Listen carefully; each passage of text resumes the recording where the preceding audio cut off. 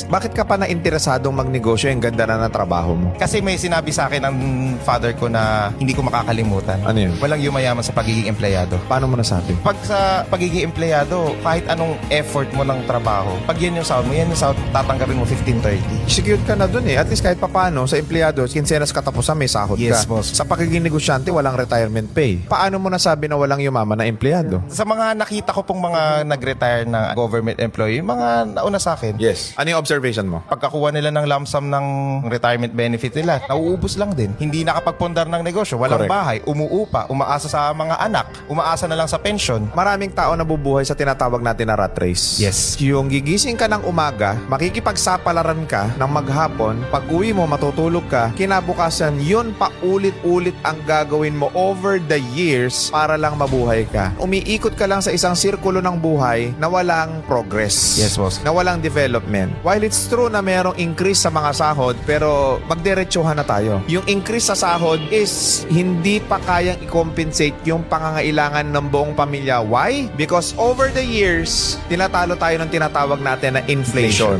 Correct, boss. Na yung peso natin, bumababa ang value, pero yung sweldo natin ang bagal ng increase. Meaning to say, akala mo lumaki yung sahod mo, pero hindi pa pala. True. Most of the time, yung reasoning ng mga taong napako sa mga empleyado, secured sila, feeling nila okay sila. But at the end of the day, tandaan natin na kung bumababa ang halaga ng peso, lumiliit din ang sahod ninyo kahit nag increase pa kayo. Kung gusto nyo talagang yumaman, umasenso, makuha lahat ng mga pangarap nyo, numbers will tell us and the truth will tell us that the best platform for that is business. Correct. Now,